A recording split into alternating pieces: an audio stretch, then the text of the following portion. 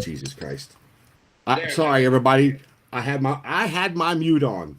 I'll bring you back, Josh. I gotta go now. Sorry. Now I can hear you, brother. I had my own goddamn mute on. I had my own mute on, people. I'm sorry. I'm sorry. I'm sorry. I'm sorry. Sorry. Sorry. Sorry. Oh my God. Oh my God. So, all right. So, hold on. So, let me start this podcast over now that I turned my mute off. I had my own goddamn mute on. I hit the button a minute ago and didn't realize I hit it. I've been on the phone with Josh trying to figure out how we were going to get this show to go right. But you know what? It's okay. So, let's start over real quick. So, our first up is Stellar Customs, stellarcustoms.com. They make some of the most badass windshields you could possibly get for your street glides, your road glides, carbon fiber, multiple colors. You got to go check them out at stellarcustoms.com. And damn it, man, let them know I sent you. Next up is our good friends over at North DFW Trailers and Rentals. When it comes to trailers, this is your one-stop shop. They rent them, they sell them, they outfit them, they repair them, whatever you need. North DFW Trailers on Facebook, and let them know Kevin sent you. Next up, our good friends at Hopkins Design. I don't know what else I can say about this guy. Hopkins-design.com. He does everything, anything you could possibly want when it comes to media. He's an artist. He does branding. He does websites. He does videos. He does everything. Drone footage. He's the guy that did our 2021 Grind National Biker Build Off, and y'all saw how that turned out. But anyway, go get with Earl Hopkins at hopkinsdesign.com and let him know I sent you. All right, so now I got to start over and go back to a couple of my other advertisers here. So, hellspeedshop.com. They have the most badass flannel shirts you can get. Button-ups, they're awesome. I don't even know what to say about them, but I do know this. If you go to hellspeedshop.com and look for the Grind logo, click the Grind logo, and you're going to actually get a discount. Don't know what the discount is. They're going to surprise me with that, but you got to go check them out at hellspeedshop.com. Hit the Grind logo, get you a discount, order you some swag. Okay, so here we go. So for everybody, can everybody hear me now? Tim Skates, we're early because the guest I have on tonight is worth being early for. Anyway, if everybody can hear me now and we're good, I'm going to go on and bring this cat on because I'm going to tell you what, I've known of this guy probably the last 6 or 7 years, been a huge fan of him, became friends with him on Facebook, chit-chatted with him back and forth. And I'll tell you what, this last bike he's building right now is just flat out, it's just amazing. So everybody, please make welcome Josh Allison from American Metal Customs. Come on, get these notifications keep popping up, so I couldn't get you in here. What's up, buddy? Hey, how you doing? What's my fault, man? Oh, no, it's all right. We got it figured out. I'm sitting there trying to give you all heads up how to fix this and do that. And all it was just a simple press of a button. No, we're good, man. I can hear you. So, dude, first and foremost, thank you so much for doing the show with me. I'm a huge fan. I love the work you're doing. Thank you. I'm going to let you know a little secret. So when you first posted up that gas tank you did, I went to work the next day at my day job. I probably shouldn't say this, but I grabbed me some aluminum and I played around with it. And I actually tried to roll it and form it and do the same artwork you did. Unfortunately, I don't have one of the dies you have. So I couldn't make the circle with the line. That's the only part I couldn't get knocked out. But dude, how tell us about yourself, man. I mean, I know a little bit about you, but won't you tell everybody else, where are you from and what's going on with you, bud? So originally I was born in Wyoming. And then after I graduated high school, I got a full ride scholarship for art to go to Mesa State, and that's in Grand Junction, Colorado. And so landed in Colorado, and school was just like not my jam, man. The art program and stuff. So I was my mom at that point lived in Fort Collins, Colorado. So I moved down there, and that's how I kind of became a Colorado resident, and also just fell in love with it, man. So I spent almost 25 years in Colorado, and that's kind of where I really started getting into this side of the industry and the trade. And, I was always a bike guy. I loved racing motocross, got into freestyle. I grew up riding dirt bikes and stuff. My stepdad was always building Harleys in the garage, always rode. And so when I got down there, I was just building in this little tiny garage I had. We lived in a duplex, and I made it into like a makeshift like paint booth and started building bikes. But I realized fast where I wanted to go. I didn't have the skill set or anything to really take it to the next level. So I ended up going back to Wyotech in Wyoming, and I did ASM there. I did their collision refinishing program, got certified as a PBG painter, and then I did street rod and advanced street rod. And then that just opened up the doors for me to get into some shops. And I started off at 10 Element, went on to work at, Nostalgia Custom Paint, Pinky's Rod Shop. And then I ended up at the Forge, which ended up becoming, or it was Custom Auto, which ended up becoming the Forge for almost 8 years. And that's where I really, really fell in love with, hot rodding. And, we were really in depth that we were, building cars is what it was. It was a vintage hot rod shop primarily. And that's where I really started pushing in on the bikes big time. And just it kind of took off, and I kept, following it and pushing and pushing and pushing. And from there, I opened up my own shop, Crybaby Cycles. And then from that's how I met Paul Sr. And then So exactly how would you meet Paul Sr.? Did you like in your own shop? You met him, well, or it was Instagram, dude. So, really? but yeah, one night I got a message and, hey, bro, I love your bikes. I love your work. We should do something. And I was like, yeah, I don't know what that looked like, but, I'll build a tank or whatever you want me to do. And he's like, oh, man, one night he called me and just said, hey, listen, you should fly out. We're starting the new seasons. You should do a tank on this bike. And I ended up doing a tank, a seat, a rear fender, an oil bag, like exhaust, all the shit on this bike. And we really hit it off. We had a really good time filming. So then I came back home, and then he was like, hey, man, we're doing a whole nother season. You should fly out and let's do the whole season. So I did that. I brought one of my homies, Ryan from Paper Street Customs, in to help me. Couldn't do it by myself, man. Building those bikes, we're building one every like anywhere from like 30 to 45 days. So it's like crazy amount of work. And I really wanted to take it to that really rideable next level bike of handcrafted motorcycles, and that's really where he was wanting to go with it too. Yeah. So anyway, then after that, he was like, oh, that went great. And so I signed a 2-year contract with him. And Was that a 2-year contract with Paul Sr. or with Discovery Channel? no, with Paul. Yeah, Discovery at that point was kind of on the outside of it. Paul could just pick whoever he wanted to pick to build for the seasons and whatnot. Yeah. So it was really good, man. We built a bunch of bikes. We had a great time. We traveled a lot. We did OCC Plus, which we were really proud of. And then it got to the point where, he was kind of winding down, and they were heading to Florida, to do his new adventure that everybody sees him doing now with the restaurant and all that stuff. And Florida just kind of wasn't in the cards of where, we wanted to end up. And so I was during COVID, the shop was pretty dead and there wasn't a whole lot going on. And so I was building the bike for the Easy Rider bike for Chris Bishop. And so Chris was coming to the shop and, checking on the bike, and we were kind of hanging out, and he just said, hey, man, listen, I got some stuff going on down in Connecticut. I just absolutely love what you're doing, and we should talk. And so they already had North American Motor Car going on, which is primarily the storage side of what we do, and the detailing and car sales. But he's like, listen, dude, I want to do something really cool with you. I want to start this whole custom side of it, with, bring in your style, your culture, and, all this stuff that, you did.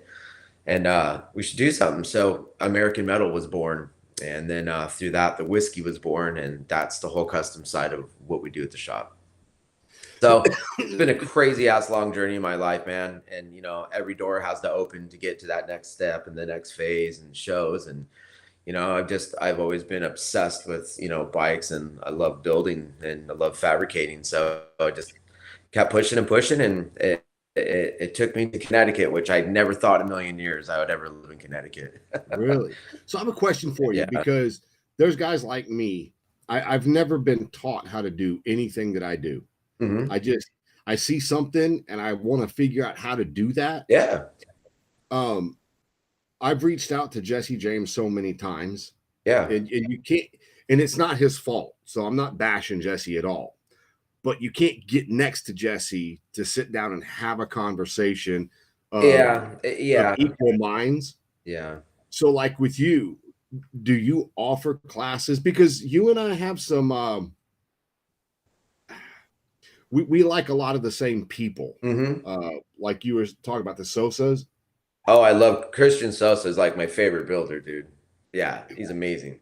I follow him. I look at him, and then you've got oh, I forget his name from Japan's. Yeah, Jap Customs. Yeah, He's yeah, a yeah. Canadian kid that's Yeah, and amazing. they're doing a bunch of stuff together right now. So Sosa is like one of the kings of metal shaping classes and putting on the power hammer classes and all that stuff.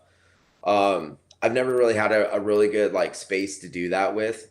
The shop now we've been talking about it, but also, there's an opportunity for people down in Texas when we do the huge, the Bailey metal shaping course with, me, Bobby Walden, Sosa. I mean, it's a whole group of us, man, that are gonna be rocking down there.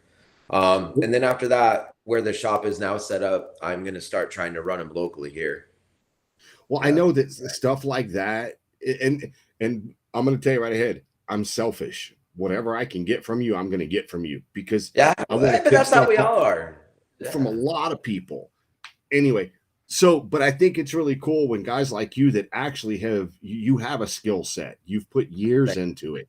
You've learned from other people, and it's a whole bunch of people. It's not one style you learned. You learned a bunch of different styles, melded them into your own style, and I'll tell you, man, I saw that sissy bar you did. Oh, The, thanks.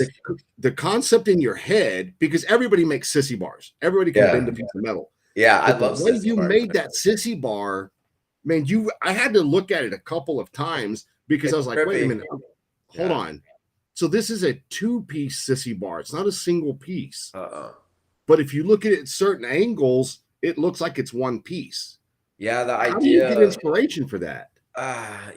It's so funny, people ask me constantly, like with my tanks and stuff like that, where do you come up with this shit? Do you sketch it out? Do you draw it? And for me, it's just like everywhere I go in life, every time we're at a restaurant or we're traveling, buildings around me, maybe it's a car I see, maybe it's a sculpture or a piece of art. There's always things I'm like, oh, that's cool, that's cool, that's cool. And all these things influence me. And some of my ideas I've had in my pocket for, years and years. And then there's that time where, it just comes about. And I build very organically. I try not to say, all right, this is my plan of attack and this is what I have to do. I get a kind of open idea of like, all right, I think this would be cool. And then I just jump into it. And then I find that as I jump into it, the whole concepts a lot of times just organically come into shit like that sissy bar, and for me, when I was building that, I was looking at, from behind the bike, the cool shape. And then I thought, well, I need to pull the bottom one down to strengthen it up. And then it was like, oh, maybe if it was three-dimensional, that'll work. And then I thought, oh, if you mount on each side and they pull it together, it's actually gonna, be strong. And so, dude, it just comes to me, and then I try it out. And some of my shit works, some of it doesn't. Yeah, But I don't have like a specific, oh, it came from this. You know what I'm saying? yeah. It's Well, just and that's in that's that one thing I know. mindset. I know about the different metal fabricators that I actually follow. There's four of them. If you watch all four of these guys, we discussed this the other day, is that you'll take all four guys, they'll make the exact same part.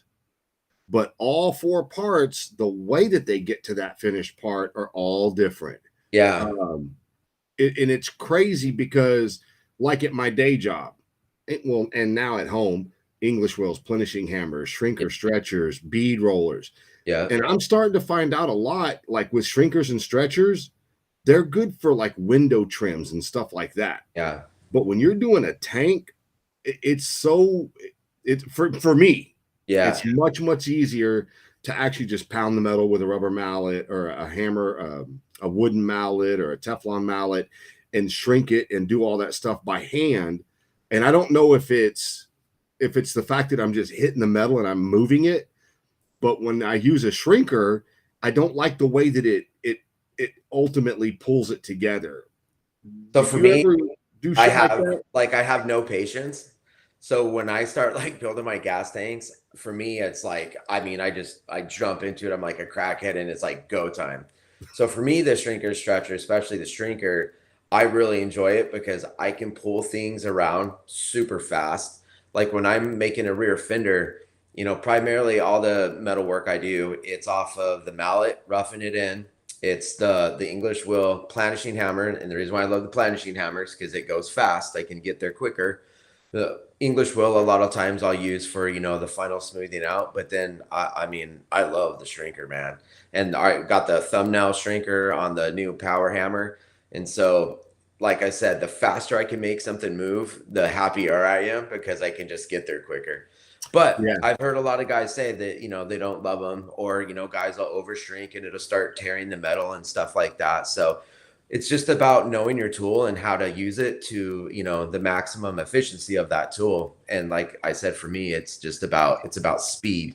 I've been doing it so long now that like once I get the idea, like I know exactly where I need to go and how to get there. So yeah, so me primarily it's mallet and hammer, planishing hammer, shrinker. Well, that's what's really cool. And I tell people, metal is my bitch. And the reason I say that, I'm not saying that I'm the best guy out there doing metal, but when I'm forming something with metal, no matter if it's welding, no matter if it's bending, rolling, Yeah, shrinking, stretching, when I'm doing that, nothing matters. that's how I am. Everything is gone. Yeah, It's yeah. me and that piece of metal going at it. And I hear a lot of guys say that it's Well, therapeutic. I think that's how you have to be if you're not really immersed in it and mentally focused on what you need to do and how you do it, especially when it comes to more complex pieces and stuff. You're not really going to get there. So that's how I am too. Like everything stops, and everything goes away when I'm building. It's just 100% focus on what I'm doing on it, and I love it. That's where my mind goes. I can stay there, and yeah, I really enjoy it, even though sometimes it's a complete ass kicker. As we all know, things go wrong starting over or things kicking your ass. But I always tell people, like guys at the shop that have questions or people that, on these podcasts, you can only do three different things to metal. You can shrink it, you can stretch it, and you can fuck it up. So you can get there pretty quick on like, well, how do I shrink and stretch to achieve any shape basically out there? And then, with my style, I really like doing the weird cut-ins. I like using different metals and, different odd shapes. But the whole cut-in process and that thing that I've, been doing now and obviously bead rolling really can take something that somewhat sometimes could say it's simple and take it to that next level without even actually, shaping the metal sometimes. And if you look at it as shaping, like the bead roller, you're putting some kind of style into it. The cut-ins can completely change the dynamic of a tank by cutting it in, forming it in, and putting a filler piece in there. So Well, I've that's become amazing to me kind of because obsessed with that lately. I've seen things like that, but I've never seen yours. And I noticed, and I'm not calling you out when I do this, but it's going to sound like a call out. You never actually showed making that part. And I was like, Jesus Christ, I want to see how he put that into that. If I could figure that Yeah, out. I've done a lot of that. I've showed where I do my cut-ins and all that stuff. Yeah, there's been videos of it. A lot of times what ends up happening with me though, and I do get a lot of that though, hey, we want to see more, is like we just talked about, I get so immersed in it, all of a sudden I'm like, oh shit, I did all that and I didn't film any of it. Yeah, I So do that with you. so a lot of it is just that. But that's why I always tell people, like, and you keep bringing it up the point, and I think it's a really valid point. Don't put yourself in a box when you think about shaping and design and how and like just because one dude's doing it over here like that, do you, because it might be way over here, but for you that's going to let you get to where you need. And what I've always told people is you got to have a style. And for me, metal shaping, when I was learning it, like at the end of the day, anybody can learn, right? Anybody can learn how to use a hammer, a wheel. A lot of that stuff is just time on it and Yeah. trying to perfect it. It's the creativity. It's where your mind's Yeah. at. And that's why guys like Max, like Sosa, like Craig, I mean, and the list goes on and on. when you look at their stuff, it's like, oh my God, how the hell did you think of this? And it's a big, separation of a lot of people are building cars and bikes at a really high level. So for me, that was something I tried to tap into really early on, is who I am, my style, and what I really want, my bikes to feel and look like when they're done. And I work Yeah. really hard too to make the bike feel cohesive. Yeah. There's a lot of bikes out there I see where it's like, oh, I love this, but man, that's kind of odd to me. Or oh man, the ride height's super hard, but you got this. I really try to make it feel like the bike was all, thought through. Every piece builds the next piece and the next piece for me. Yeah. There's no afterthoughts. I hate afterthoughts. Yeah, no, everything's gotta, even if, like I said, I don't have my full idea like planted in my head, everything builds off each other to make it feel like it was all really meant to be. It's Yeah. it's really important to me. Well, dude, I know I'm sitting here and I was looking at your shop and I was looking at all the stuff you do. Your shop is so clean from what Yeah. we know, the pictures and stuff Yeah. like that. Yeah, we get a lot of that, but that's just pride in the work. That's keeping things tidy. And a lot of clients out there, man, I tell you what, especially in the car world, they're spending buku bucks on cars. They want the best of the best and best of the best. And you can't have a pigsty, man. So try to keep it No. nice, try to keep it tight, and also to, can't have a work environment where you're losing stuff. You can't find tools, everything's covered in dust. Like, I think it's Yeah. just part of us. Well, that's the bad thing about me and my shop is I started out with dust, doing fiberglass, Bondo, Yeah. Yeah. doing seats. And as I'm evolving into building bikes and doing more metal work and things like that, it's hard for me to keep. I'm so used to having a dirty shop because that was the process. Yeah. And now I'm going into, hey, I need a clean shop. So, you saw my son a minute ago, and so we built another building that's just for the dirty shit. Yeah. Because I want the clean stuff to be Yeah. really, really clean on the inside because dude, it sucks when you're trying to weld an exhaust or you're trying to do something and you're having to push a tool out of the way or move the welder over further just so you can get your feet right. Yeah, no, I totally hear you, man. And so very fortunate, to have the shop that, we do. And that's a big part of, Chris Bishop and, partnering with him. And, there was no expenses spared. And, we wanted to really do something that was, a one-stop shop for all your needs and also just a world-class facility.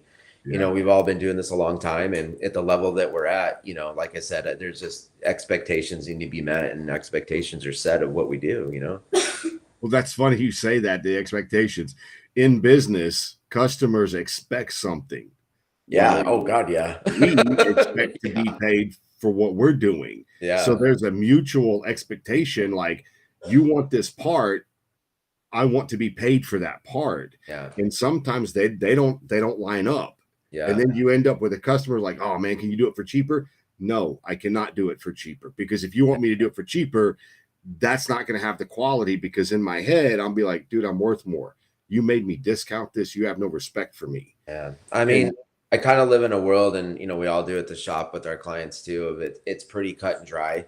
Like, hey man, whatever you're asking, we're going to do it, but there's no middle ground, and we talk a lot about, we have a world-class paint facility too. And people are like, I want to do a paint job, but if we could like, maybe we can not do this paint level or that. And we just tell everybody, whether it's a Grand National Roadster car, going to the Grand National Roadster show, whether it's a custom bike, no matter what, you're going to get that same process. Yeah. We don't change that. When we're fabbing something, when we're welding, when we're doing it, we're not going to build you a half-ass tank, right? Yeah. So we just have our clients come down that path of, this is what it costs and this is what it is. And we really hope that you stay with us, but you don't have to either. Yeah. Well, that's another thing. It's hard for a lot of businesses, especially startup businesses, to realize their worth and stick to their worth because you've got the bills you have to pay, and you're just sitting here thinking, man, I really need that job. And then you get in your own head with it. And that's another thing I'm teaching my son right now is that you have to know your worth. Yes, you got to pay dues, but if someone comes in here and they're like my son's real big into the audio side of all this, someone comes in here, they do not get to tell you what level of work you do. Yeah. They either pay you for what you're doing or they go to another shop that they can afford. And there's no, Listen, you don't have to be rude about it. It's just that's what it is. no, no, I mean, if you get to the point in your, with your crafts, people seek you out and they know who you are and they know what your value is, and you get to a point where that doesn't become the question anymore either. Yeah. Because they know what your expectations are, they've seen your work, and and it should speak for itself, right? Yeah. So then after a while, some of those things you can lay to bed because people know coming in, hey man, this is what I want. I already know this guy. I know I'm going to get a quality piece from him. So let's do it. Well, But so so you're just at American Metal now, right? That's your yeah, full-time gig. yeah, no. And, I've done a lot of bouncing around. I've done a lot of things. I've had my own paint company at one point, my own shop.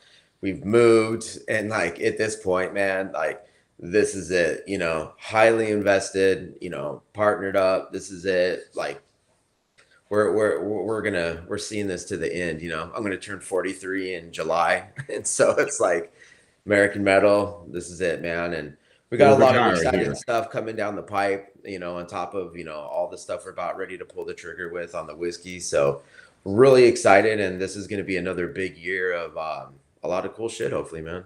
So are you and I say this and I hope you understand what I'm saying.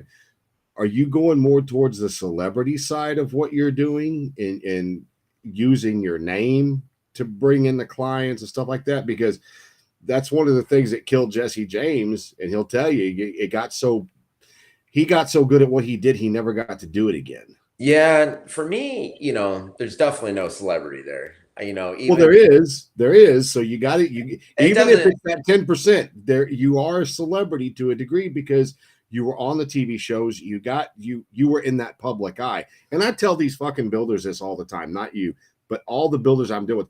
You are the industry right now. You owe guys like me fans. Right there. Yeah, and thank We you for want that. this stuff. We want it because we aspire to be you. We want to meet you. We want to take pictures with you. So you do have some responsibility with that side of it. Yeah, I just But don't think about myself like that, like whatsoever. And well, and good. Don't. even the But TV shows and things I've done, for yeah, me, that was part of it was a cool opportunity and also a way to push the craft. For me, right, what I would like people to think of me about is, a very high end, awesome builder yeah, that they just want to come and be a part of. And for me, it's, after Orange County Choppers, it was really excited for me to get back to all the culture of it, Born Free, Mama Tried, Fuel Cleveland, all these shows that I loved and adored that were part of this culture that I grew up in, that I started off in, Handbill, everybody knows all these shows. And that's what I like. And that's where, showing up to those is my thing. That's where we have fun, get to hang out with their homies, all the other dudes that you respect in the industry. And so if I had to use anything, it would be hopefully, that people like my craft and that I'm a nice guy and we want to hang out and have a good time and, want to be a part of that, then hell yeah. well, so when you first started getting into all your stuff, who were some of your inspirations that you looked up to and made you really want to go to that next level with your craft? So, I mean, like I said, there's a lot of guys, but once again, I've already mentioned him. But Christian Sosa is not only just such an amazing, world class, just outrageous builder, but one of the coolest and funnest guys. Him and his brother and his whole crew that you'll ever meet. So he influenced me really early on. Max came out swinging. Like Craig. Those guys right there, that little duo or threesome or whatever you want to call it, is just unbelievable. And Bobby Walden, Hollywood Hot Rods. When I got to work at Pinky's Rod Shop, that was crazy to be a part of that with Eric Pratt. And so there's been a lot of influences on the car and the bike side, and like I said, there's a sea of builders out there that are just unbelievable. And so those guys really, they influence you a lot. And a lot of people we talk about, as social media, ramped up, and you have places like Chop Colt and you have places like Bailey that were posting on all these fabricators constantly. That just right there, it's a sea of content that, like, how can that not influence you or motivate you? And also, we talked a lot about too, it's gotten so intense in this industry, especially on social media. It's like, boy, you better come out swinging every single time, because if not, you're just not going to make the cut, because there's people pushing so hard every single day to push the industry that it's absurd. I mean, even this year for People's Champ, there's a couple guys building bikes that I'm just like, what, dude? Like, unbelievable stuff. So a lot of influences out there. Yeah. Well, I know, like you were talking just now about there's so many hungry people out there. Oh There's yeah. guys working in their garages that Oh work yeah. full-time 40, 60-hour week jobs, and they're just in their garage tinkering, and they're waiting until they get that one project done, and then they're gonna go, and Well, dude, you're gonna start seeing stuff. that's all of us. That was me. Like Yeah. I said, we lived on a little dirt road in a duplex where, I worked out of the, shittiest spot, like literally ever, for years, until they could level up. On the bike side of it, because I was a full-time custom car guy, I had to build all my bikes for all these shows after hours and on the weekends. It was just around the clock for years and years. I mean, ask my wife. Oh my God, dude. I mean, she'll tell you. I should be interviewing It was her. brutal. The I should financial be on the side, other the side. time put into it, like, it was crazy until, things get a little bit easier and opportunities present themselves. But, that whole grit, we've all been there. Dude, I did the People's Champ, and I didn't even make the top 6 cut to go to Cali, dude. And so it didn't stop me. You just got to keep charging if you believe in it, man.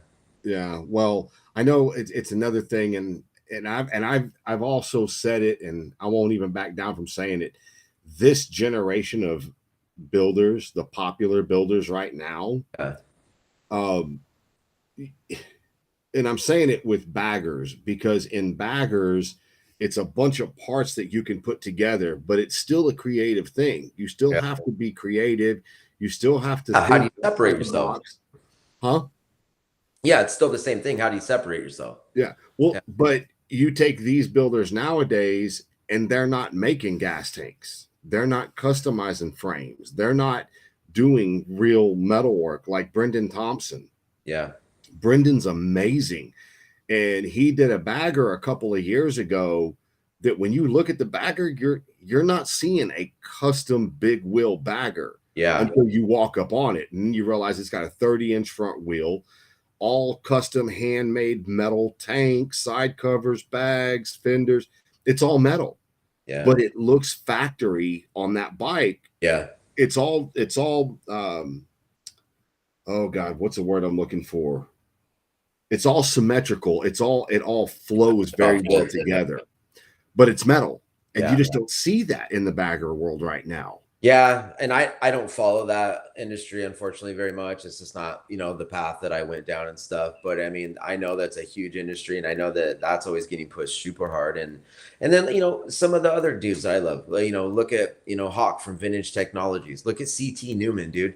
The bikes that they're building and the way they think mechanically, especially the mechanical side of that, like, it's another thing that blows your mind, So it's hard to be able to hit on all those levels. Not only be a fab guy, make something from scratch, have a killer design, but also how you're going to make it mechanically wild. And I mean, the industry it's insane. You know who was Wild. actually really good at that, from the wiring to the metal work to the engine work?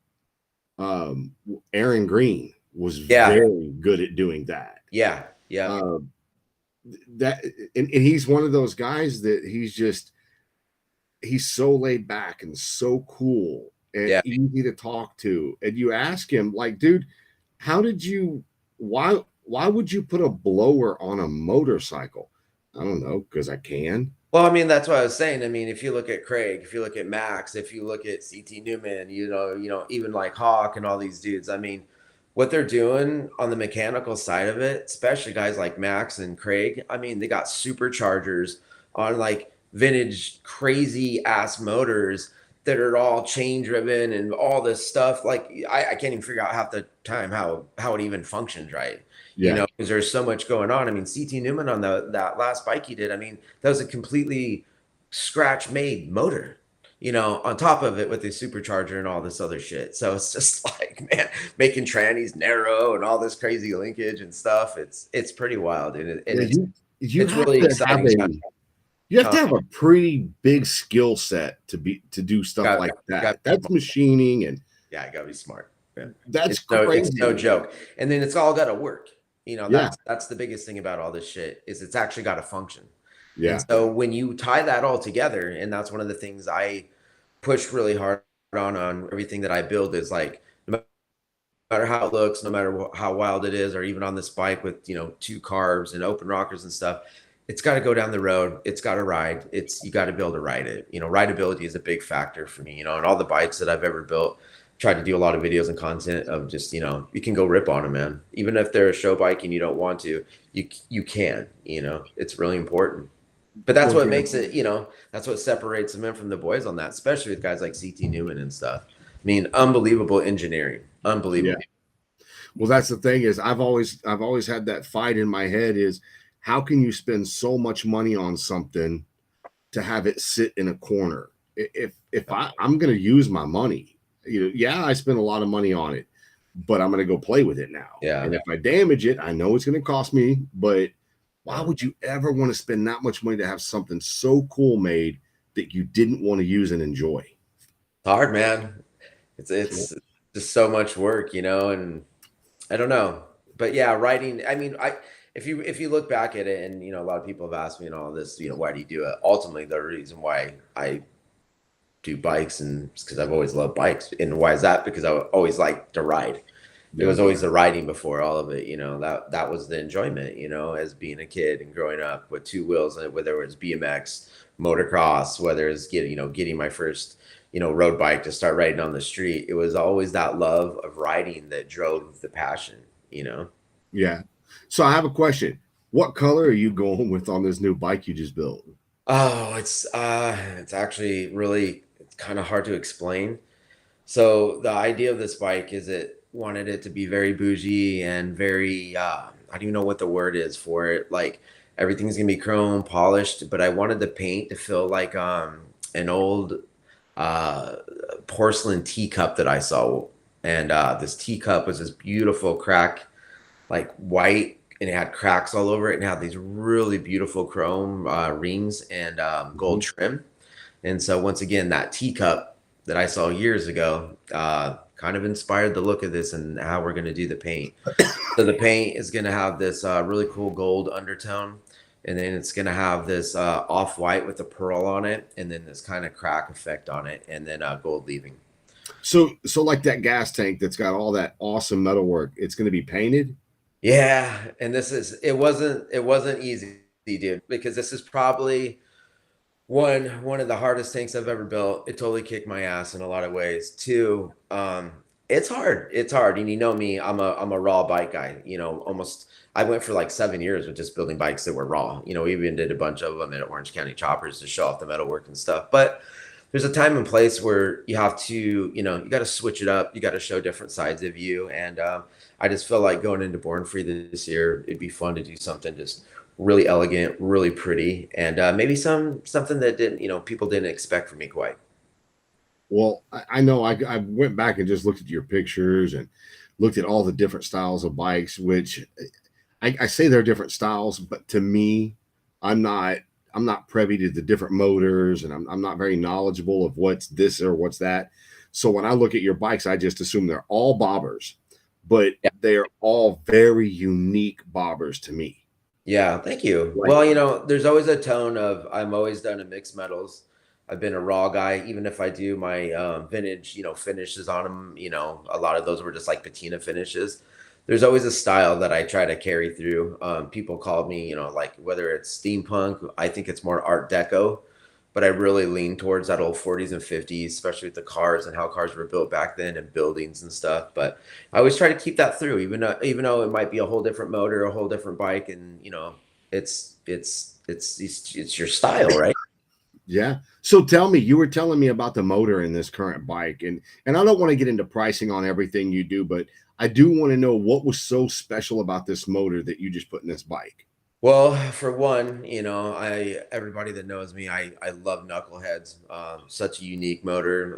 The time, when those motors were getting produced during the war, and just a really special and crazy time for Harley and America. And so I love the knucklehead. And so to find a 38 knucklehead is damn near impossible. So that was the first thing, is finding that motor, and then saying, okay, well, my last two bikes have been nuts. What, I want to switch it up a little bit. So Warren from Mama Tried ended up posting up on, I think it was like Chopper Swapper that I saw it, that he had these two knuckleheads, and they were already imported for the dual carb setup. They had some really cool features to them and stuff. So it was able to grab those. I was able to score two M5 linkers, because it's a 61 inch. It's an EL, not a FL.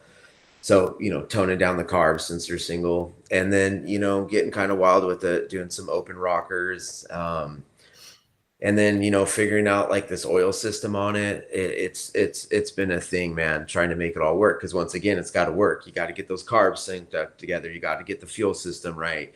You got to have all this magic of Harley come together. So it's been a stressful but really fun process, and I'm really excited to at the end see it all come together. The motor is going to be really, really special. It's going to be pretty wild, man. Well, I know that the whole bike overall, it's one of those pieces that, to me, I could see this bike being in a museum, all about you on display, because of just, I mean, even like the frame, the way you stage the frame, and everything is stepped. So it looks like this tube went inside that tube, and then you finished it. Well, that frame was kind of another, nod and influence to Harley. So that was an old VL frame that had, right? And so I thought, man, I really, really love that neck and that casting. So I blew out all the casting, and windowed it all. And it was so wild. It was like, oh man, I should use this on something. So basically that frame started from just the front neck of that VL. And then it was taking everything else, making a custom frame, but maybe if someone didn't know, not knowing it was a custom frame, by matching all those castings, by matching all the cuppings and stuff like that, to feel like at the end of the day, it's this wild Harley frame. But yeah, that frame was a shitload of work to get all that to work out right. It's stretched, it's dropped, and then building the Springer to complement it. Same thing with those cuppings, and the butterfly cuppings is what I call it. So that once again, it has that really, cohesive feel to it. But yeah, people that know, they're going to recognize that VL neck right away. Well, see, and that's kind of the horrible thing about that bike, is that there's so much to it that people like me, I had no clue what you just said to me. Yeah. I would have not known that. Yeah. That makes me want to learn that now. Yeah, I mean, that's a completely custom built frame except for that little front hoop. Yeah. So not being able to give you the credit for everything that went into it is just because I don't know that. I don't have that knowledge. But the people that do know, they grab it right away. And that's the key. It's like when you go somewhere, especially like Born Free, some of the best builders in, not only in the country, but in the world. And these guys are, they know their shit. So, guys will grab that and they'll appreciate it, and, they'll get it. Well, that's one of the things that when you, like in the bike world, you've got all types of bikers, all types of builders, all types of riders. Guys like me, I like that history. So if I walked up to your bike, I would be like, dude, what the hell am I even looking at? Educate me on what we got going on here. Yeah. And it would probably irritate you, because I'd be like, well, hold on, wait, I want to know about this. What? Well, hold on, you're talking too fast. What about that? But listen, if no one's asking questions or talking, you didn't do your job right either. You want people to be immersed in it. You want them to ask questions. You want them to be able to look at every little part and every little detail on that and say, oh, what about this, this, and that? I mean, that's a big part of it, is having a piece that people can really get in depth with. So I love that. Well, I think it's cool that, you just taught me that neck area, the backbone, the neck, and the down tube is a casting. I would have never known that. The front neck and that down tube. Yeah, that's all I kept. I mean, the backbone and all that was all custom too, because on those, if Harleys and stuff, that knucklehead won't fit. So you got to change all that stuff. So like I said, I just cut the whole frame apart, just that down tube, that cradle, and that neck piece, because that neck piece is wild, huh? It's like so cool, man. But that's part of like what made also Harley, great. They always did really cool shit. Yeah. Well, I know that there's a couple of bikes out there that I've seen over the last 25, 30 years that intrigue me. And it may not be a bike that I like the way it looks, but it intrigues me because it was built that way. Like like what was the guy thinking when he built that?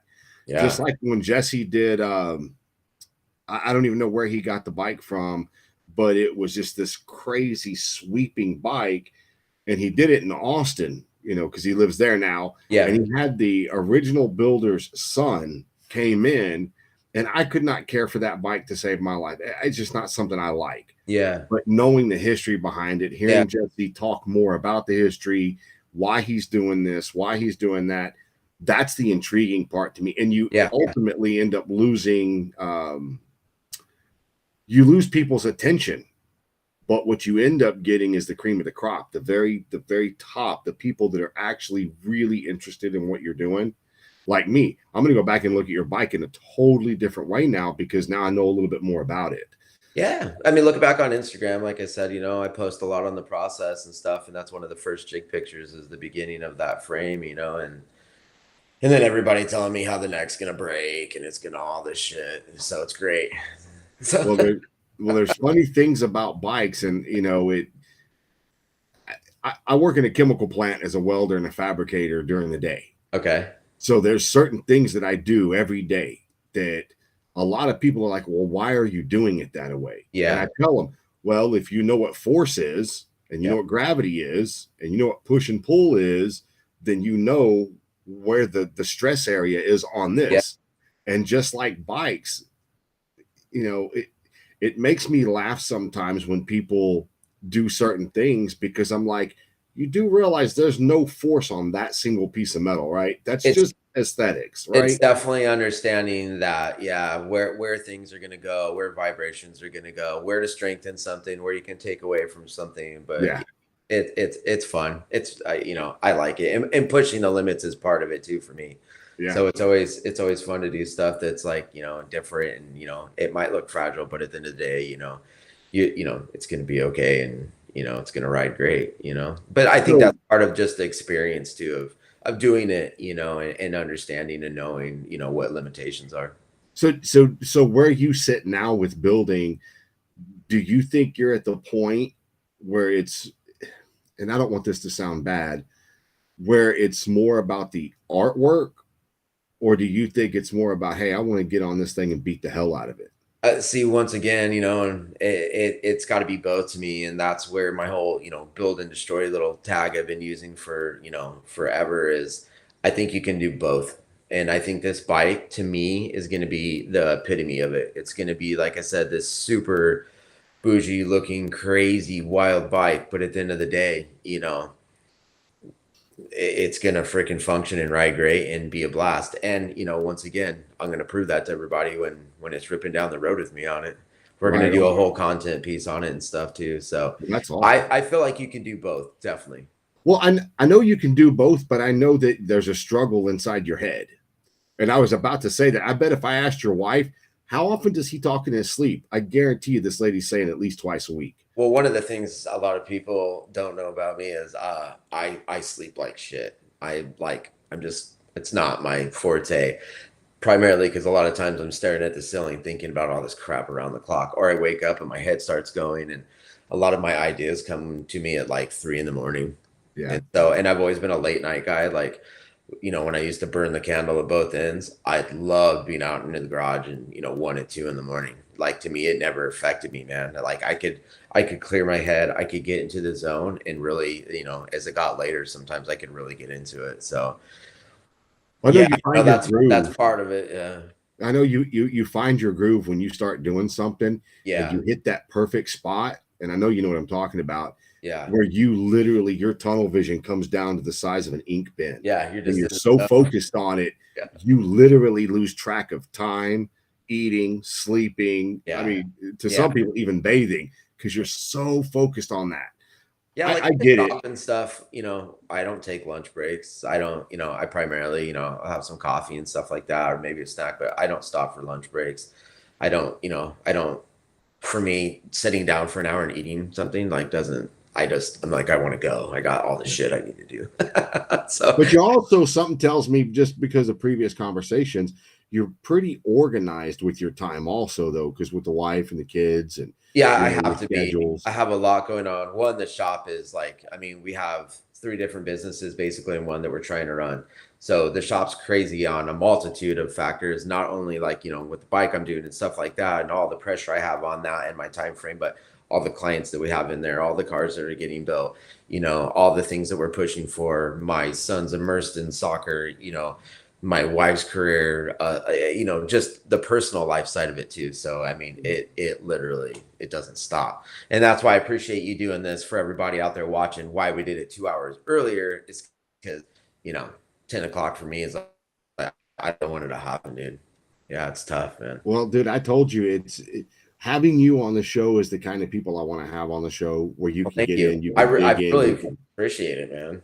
Yeah, Well, it's there's cool. And, there's so many cool people out there that are just, and I'm not referring to you, but there's so many cool people doing cool shit. And I'm on Instagram. My son's on Instagram. amazing. Just everything, and you see these people pop up doing stuff, and I'm like, dude, I want to interview that person. Yeah, Like the girl Michelle Lefrancois, I love her last name.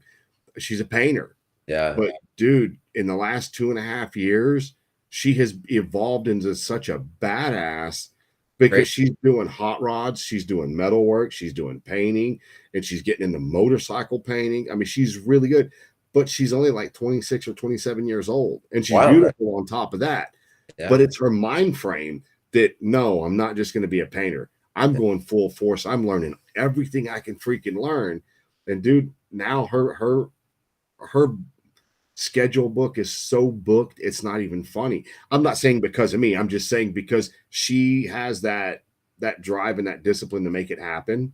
But when you love And it and you're really immersed in it, it doesn't ever, I know this is a cliche, but it doesn't really feel like work. There's a lot of stress. We endure time frames and all that shit. And obviously, things go south and you got to regroup and mentally get there to fix it or whatnot. But it's so passion driven for, people like her, people like me and all the homies that I know and respect.